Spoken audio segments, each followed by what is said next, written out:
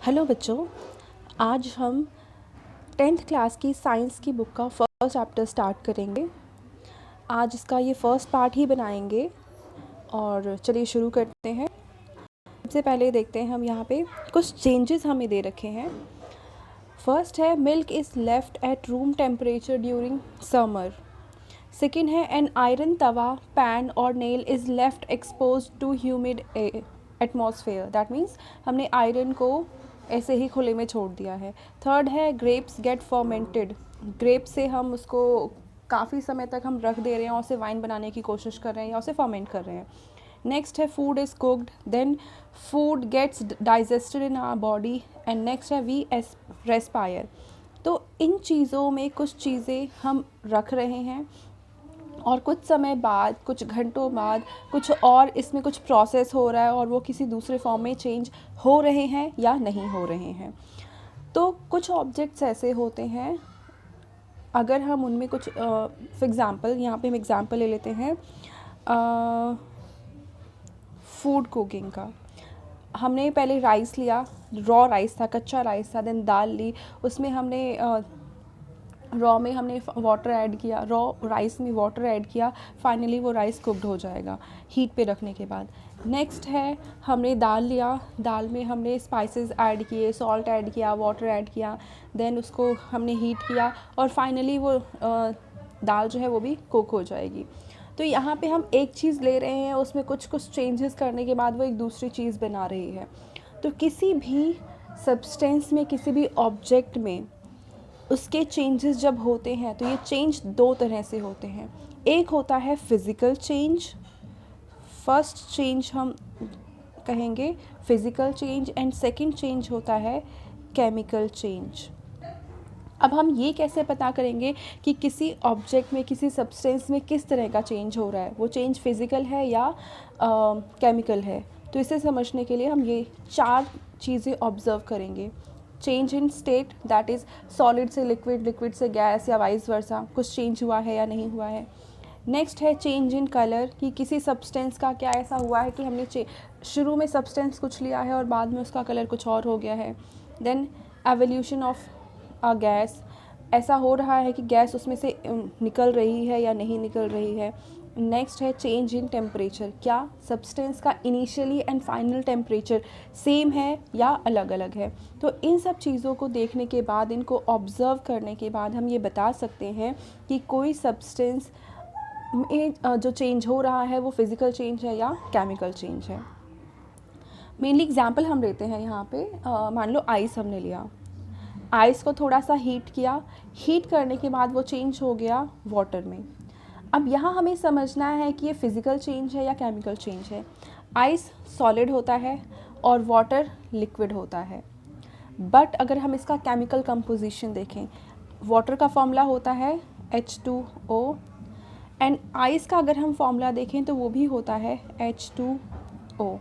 तो यानी दोनों का जो केमिकल कंपोजिशन है वो सेम है। वाटर में भी 2 एटम्स हाइड्रोजन और 1 एटम ऑक्सीजन का है, और आइस में भी 2 एटम हाइड्रोजन के और 1 एटम ऑक्सीजन का है। That means ice and water का जो कंपोजिशन है, जो उसमें नंबर ऑफ़ एटम्स और टाइप्स ऑफ एटम्स हैं वो सेम है। तो इस तरह का जब कोई चेंज होता है कि सिर्फ स्टेट में चेंज हुआ है जबकि कंपोनेंट्स चेंज नहीं हुए हैं, कंपोजिशन चेंज नहीं हुआ है, तो इस तरह के चेंज को हम बोलते हैं फिज़िकल चेंज। यानी सिर्फ उसका स्टेट ट्रांसफॉर्म हो गया कि आइस से वाटर में चेंज हो गया, सॉलिड से लिक्विड में चेंज हो गया, पर उसका जो बेस है, मतलब जो जिस चीज़ से वो बना है वो सेम है। आइस भी हाइड्रोजन और ऑक्सीजन से मिलकर बना है और वाटर भी हाइड्रोजन और ऑक्सीजन से ही मिलकर बना है। आइस में भी 2 हाइड्रोजन और 1 ऑक्सीजन है और वाटर में भी 2 हाइड्रोजन और 1 ऑक्सीजन है। तो इस तरह के चेंज को हम कहेंगे फिज़िकल चेंज। अब एक और एग्जांपल लेते हैं। अब हम एग्जांपल लेते हैं कि हम वुड को बर्न कर रहे हैं। तो वुड प्लस बर्न करने के लिए कौन सी गैस रिक्वायर्ड होती है, तो बर्न करने के लिए हमेशा चाहिए होती है O2। अब बर्न होने के बाद वुड चेंज हो जाएगा ऐश में, राख बना देता है, और प्लस हमेशा बर्निंग के बाद जो गैस रिलीज़ होती है वो होती है CO2। तो ये हमारा पूरा हो गया इसका फॉर्मूला। वुड ट्रांसफॉर्म हुआ ऐश में, और दोनों का जो कंपोजिशन है यानी जो इसमें एलिमेंट्स हैं दोनों में अलग हैं। वुड में अलग चीज़ें होंगी, ऐश में अलग होंगी, थोड़ा चेंज आ जाता है। फिर हम दूसरा, अगर हम वुड और ऐश का ना भी हम समझ पा रहे हो कि क्या चेंज आ रहा है, पर दूसरा जो यहाँ पे मॉलिक्यूल है उसमें चेंज आ रहा है। इनिशियली हमने लिया था ऑक्सीजन गैस, अब रिलीज़ हो रही है फाइनली CO2 यानी कार्बन डाइऑक्साइड गैस। तो इसका मतलब यहाँ पे जो गैस हमने इनिशियली ली थी, यानी जो एलिमेंट्स इनिशियली हमने लिए थे, फाइनल कंपोजिशन में वो एलिमेंट्स चेंज हो गए हैं। अगर ये एलिमेंट चेंज हुए हैं, इसका मतलब उन एलिमेंट्स का जो कंपोजिशन है वो चेंज हुआ है। और अगर एलिमेंट्स का कंपोजिशन चेंज हुआ है तो इसका मतलब यहाँ पे फिज़िकल चेंज हुआ हो या ना हुआ हो, पर केमिकल चेंज ज़रूर हुआ है। ठीक है, तो ये इस तरह का चेंज कहलाता है केमिकल चेंज। अब एक एग्जांपल हम और लेते हैं। मान लो हमने कैंडल ली, कैंडल को हमने बर्न किया। अब यहाँ पे हमें देखना है कि बर्निंग के बाद किस तरह का चेंज हो रहा है, फिज़िकल चेंज हो रहा है या केमिकल चेंज हो रहा है। तो अब देखो, कैंडल वैक्स है। जब हम कैंडल को बर्न करते हैं तो वो वैक्स जो फ़िलहाल सॉलिड है वो लिक्विड में चेंज होने लग जाता है, और वापस अगर हम उसके लिक्विड पोर्शन को कुछ समय के लिए छोड़ दें तो वो वापस सॉलिड सेम वो वैक्स में वापस ट्रांसफॉर्म हो जाता है। दैट मीन्स सॉलिड वैक्स का लिक्विड में चेंज होना ये फ़िज़िकल चेंज है। बट यहाँ पे फ़िज़िकल चेंज तो हो रहा है, बट साथ ही साथ कैंडल बर्न कर रही है। तो बर्न करते वक्त कैंडल में हमने जो गैस दी होगी वो है ऑक्सीजन, बट कैंडल बर्न करने के बाद जो गैस रिलीज़ करेगी वो है कार्बन डाइऑक्साइड। तो यहाँ पे कंपोजिशन में भी चेंज हो रहा है। पहले वो ऑक्सीजन यूज़ कर रही है और कार्बन डाइऑक्साइड छोड़ रही है, रिलीज़ कर रही है। तो इसका मतलब यहाँ पे केमिकल चेंज भी हो रहा है। सॉलिड वैक्स लिक्विड में चेंज हो रहा है, तो ये तो फिज़िकल चेंज है। बट बर्निंग ऑफ कैंडल, क्योंकि वहाँ पे कंपोजिशन में चेंज हो रहा है, ऑक्सीजन लेकर कार्बन डाइऑक्साइड रिलीज़ की जा रही है, तो यहाँ पे केमिकल चेंज भी है। इसका मतलब अगर आपको एग्जाम्पल में पूछता है कि बर्निंग ऑफ कैंडल किस तरह का चेंज है, तो ये फिज़िकल एंड केमिकल दोनों चेंज यहाँ पे हम बताएंगे। नेक्स्ट है यहाँ पे केमिकल इक्वेशन। तो यहाँ पे देखिए, हमेशा केमिकल इक्वेशन में हम दो चीज़ें लेंगे, left side and right side में। लेफ़्ट साइड में हम जो चीज़ें लेंगे उसको हम कहेंगे रिएक्टेंट्स, और राइट साइड में जो चीज़ें बनेंगी उन्हें हम बोलेंगे प्रोडक्ट्स। जैसे यहाँ पे एग्जांपल देखिए, इन्होंने ले रखा है मैग्नीशियम और ऑक्सीजन, और ये बन गया है मैग्नीशियम ऑक्साइड। तो मैग्नीशियम एंड ऑक्सीजन तो यहाँ पे हैं रिएक्टेंट्स, और मैग्नीशियम ऑक्साइड यहाँ पे है प्रोडक्ट्स। तो यहाँ पे समझने वाली ये चीज़ है कि रिएक्टेंट्स एक या एक से ज़्यादा सब्सटेंसेस हो सकते हैं। अब और प्रोडक्ट भी एक या एक से ज़्यादा हो सकते हैं। जैसे इस केस में रिएक्टेंट दो हैं बट प्रोडक्ट एक है। एक और हम एग्जांपल लेते हैं, मान लो हम लेते हैं H2O। H2O को हमने एक रिएक्शन करी और ये ब्रेक हो गया H2 में और O2 में। तो अब यहाँ पे रिएक्टेंट एक है और प्रोडक्ट दो है, तो हमेशा रिएक्टेंट या प्रोडक्ट का नंबर वेरी कर सकता है। ये एक या दो या तीन या चार या इससे ज़्यादा हो सकता है। तो हमेशा जो इस एरो के लेफ़्ट हैंड साइड में होगा वो कहलाएगा रिएक्टेंट, और हमेशा इस एरो के बाद जो प्रोडक्ट है, जो बाद में जो सब्सटेंसेस है, उसको हमेशा हम कहेंगे प्रोडक्ट या प्रोडक्ट्स। डिपेंड करता है कि वो एक एलिमेंट बना रहा है या बहुत सारे। सेम ऐसे रिएक्टेंट या रिएक्टेंट्स डिपेंड करता है कि एक एलिमेंट है या एक से ज़्यादा है, मतलब एक कंपाउंड हम ले रहे हैं या एक से ज़्यादा ले रहे हैं। तो ये तो हो गया रिएक्टेंट एंड प्रोडक्ट। हमेशा लेफ़्ट साइड में रिएक्टेंट होंगे और राइट साइड में प्रोडक्ट्स होंगे। और हमेशा मान लो अगर एक से ज़्यादा रिएक्टेंट है, जैसे यहाँ पे दो हैं रिएक्टेंट, तो इसको दर्शाने के लिए हम क्या करेंगे, दो सब्सटेंसेस के बीच में हमेशा हम प्लस का साइन लगाएंगे। सेम ऐसे ही जब प्रोडक्ट्स बन रहे हैं, एक से ज़्यादा प्रोडक्ट बन रहे हैं, तो वहाँ पे भी हम इसको दिखाने के लिए प्लस का साइन लगा कर दिखाएंगे कि एक से ज़्यादा यहाँ पे एलिमेंट्स बने हैं। तो चलिए आगे देखते हैं।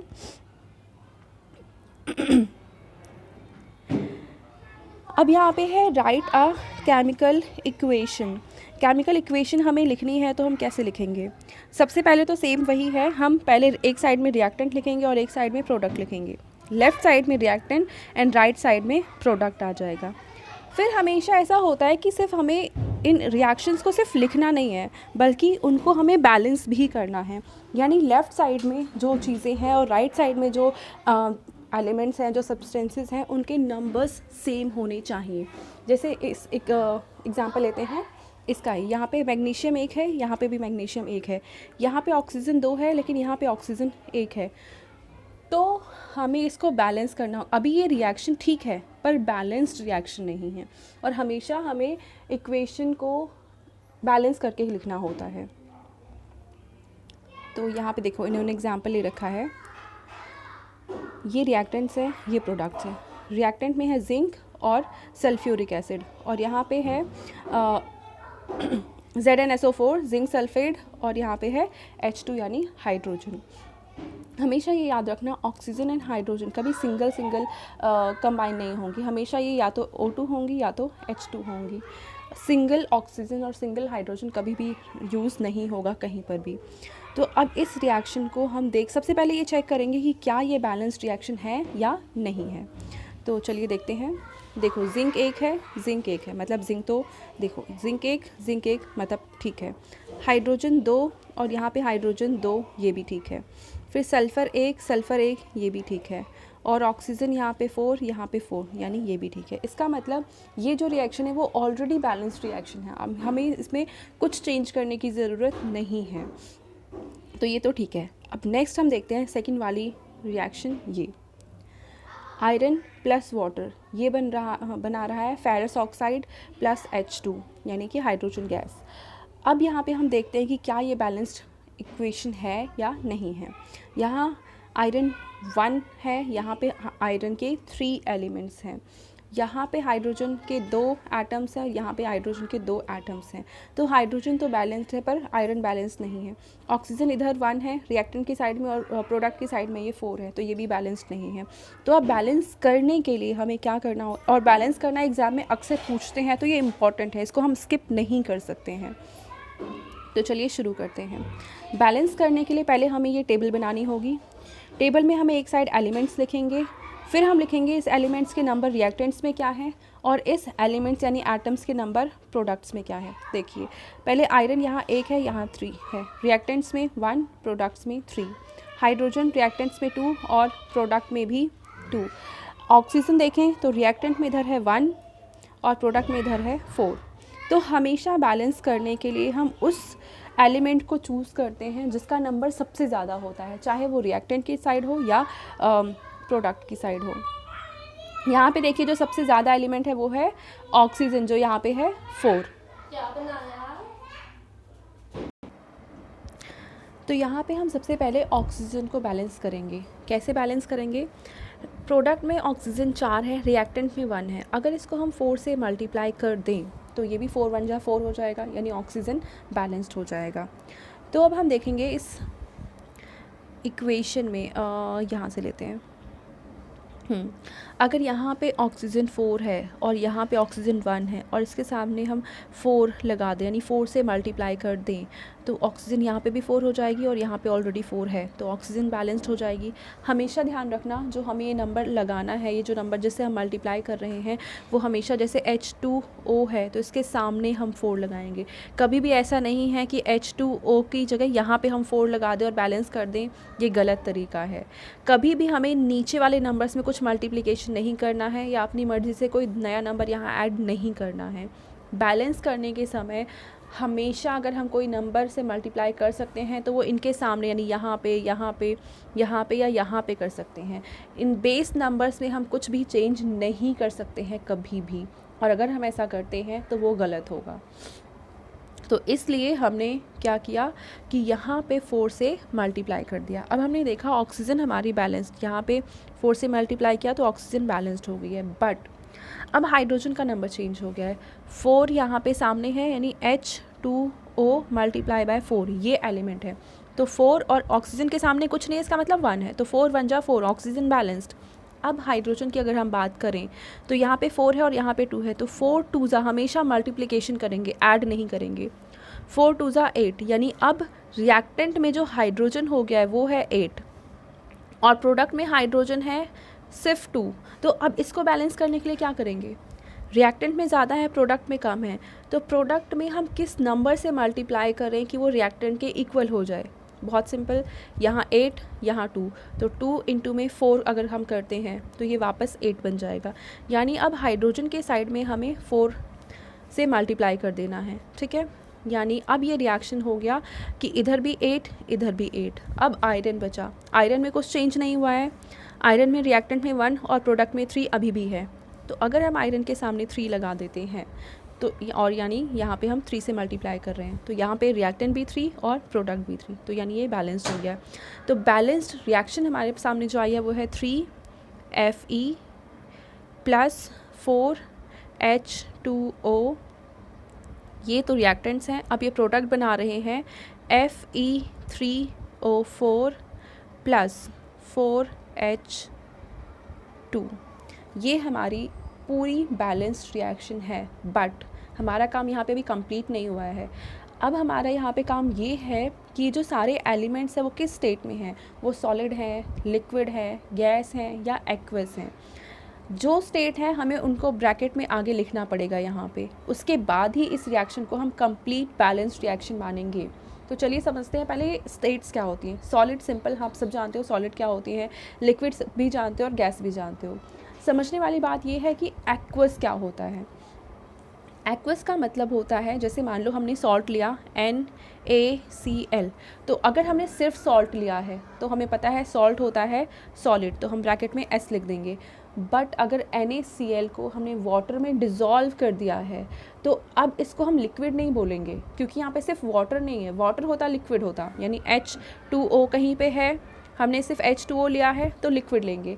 बट अगर हमने एक सॉलिड को एक लिक्विड में डिज़ोल्व कर दिया है तो इस डिज़ोल्व करने के बाद जो सॉल्यूशन बनेगा उसको हमेशा एक्वस बोलेंगे। यानी NaCl को अगर हमने वाटर में डिज़ोल्व कर रखा है तो ये जो सॉल्यूशन बना है वो एक्वस सॉल्यूशन है।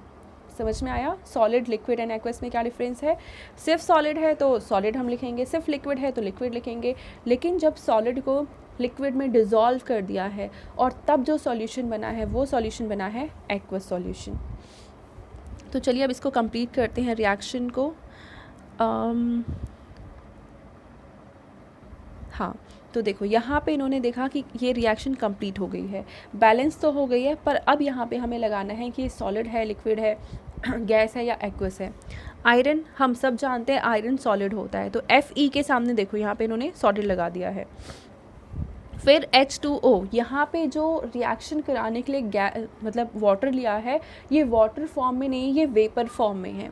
आयरन में आपने देखा है, जैसे मान लो हमारे घर में डोर है और वो आयरन का बना हुआ है, तो कुछ समय बाद उसमें एक ब्राउन कलर की लेयर कभी कभी उस पर आ जाती है। तो वो ब्राउन कलर की लेयर क्यों आई है, क्योंकि वो आयरन जो है उसमें जंग लग गया है, ठीक है। अब जंग लगने का प्रोसेस क्या होता है कि उसमें वाटर लगना चाहिए, और वाटर कहाँ से हम वो जो हमारा डोर है वो वाटर में तो खड़ा नहीं है, तो होता क्या है कि एयर में जो वाटर है उससे वो रिएक्शन करता है, और एयर में जो वाटर है वो लिक्विड फॉर्म में नहीं है, वो गैस फॉर्म में है। तो हमेशा इसलिए इस H2O के सामने लिक्विड ना लिख के इन्होंने गैस लिखा हुआ है। तो हमें देखना पड़ेगा कि H2O अगर हम ले रहे हैं तो वो सॉलिड फॉर्म में ले रहे हैं यानी आइस ले रहे हैं, लिक्विड फॉर्म में ले रहे हैं यानी वाटर ले रहे हैं, या फिर गैशियस फॉर्म में ले रहे हैं यानी कि हम उसके वेपर्स ले रहे हैं। तो जिस फॉर्म में है हम वो लिखेंगे। अगर आइस लिया है तो सॉलिड लिखेंगे, वाटर लिया है तो लिक्विड लिखेंगे, और अगर वेपर्स लिए हैं हमने उस रिएक्शन के लिए तो हम गैस लिखेंगे। और इस रिएक्शन में क्योंकि गैस यूज़ हो रही है यानी वेपर्स यूज़ हो रहे हैं, तो इन्होंने यहाँ पे गैस लिखा हुआ है, G लिखा हुआ है। अब ये Fe3O4 यानी फेरस ऑक्साइड, मतलब एक तरह से जंग कह सकते हैं इसे।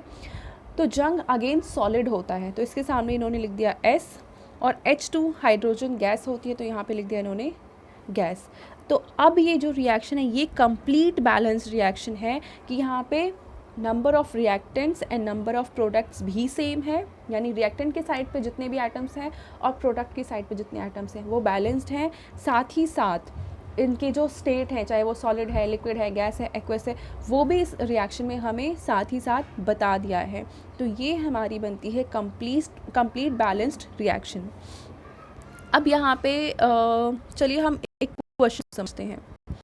फर्स्ट क्वेश्चन तो आप लोग खुद कर लोगे, सेकंड भी कर लोगे। चलो मैं थर्ड क्वेश्चन करा दूँ आपको। थर्ड क्वेश्चन का फर्स्ट पार्ट देखते हैं। फर्स्ट पार्ट में कह रखा है solution of barium chloride. Barium chloride होता है BaCl2 प्लस में and sodium sulphate NaSO4 in water react to give. अभी हम इसका स्टेट सॉलिड लिक्विड गैस नहीं लिख रहे हैं, उसको हम बाद में लिखेंगे बैलेंस करने के बाद, ठीक है। In water react to give insoluble barium sulphate, ये बनाता है, सॉरी यहाँ पे प्लस का साइन नहीं आएगा,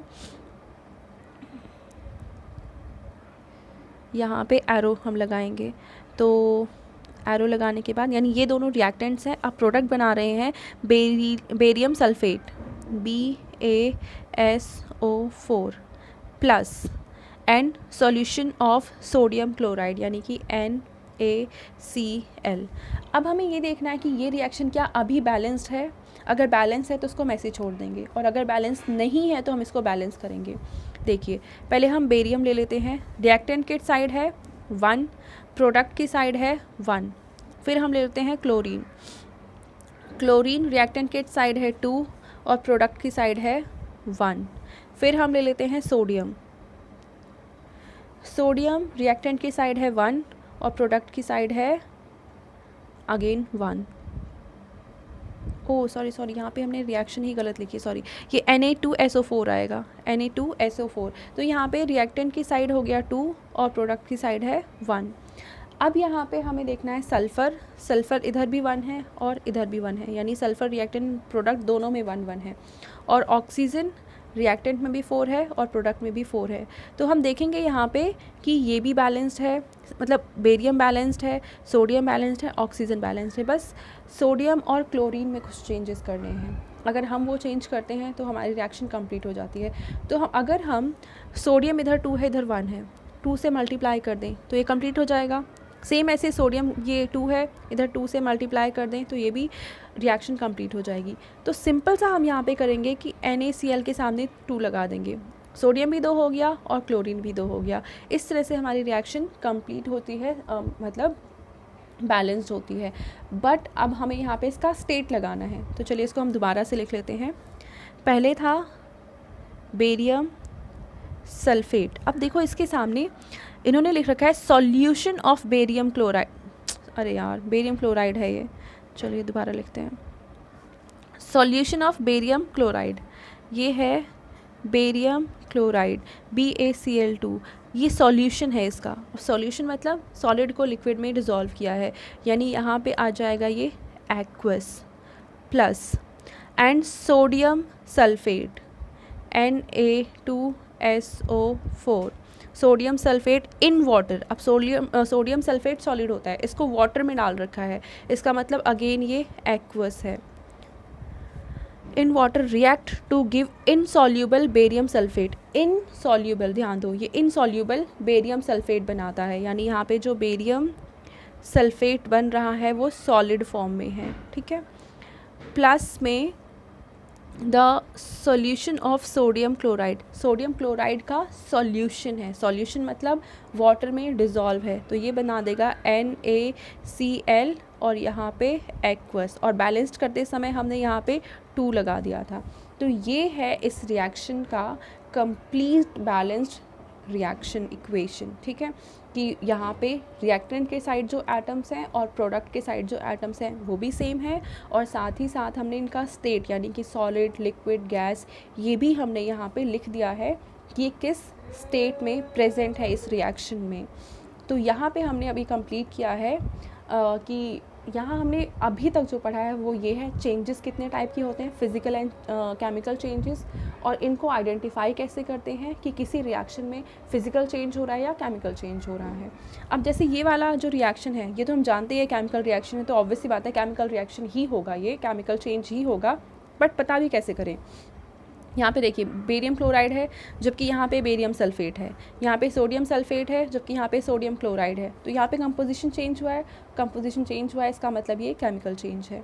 तो एक तो हमने ये समझा चेंज किस तरह के होते हैं, देन हमने देखा है कि किसी रिएक्शन को बैलेंस कैसे करते हैं और क्या क्या स्टेप्स होते हैं उसको बैलेंस करने में। तो इस चैप्टर को फ़िलहाल हम यहीं पे रोकते हैं, आगे के टॉपिक्स को हम कवर करेंगे नेक्स्ट पार्ट में।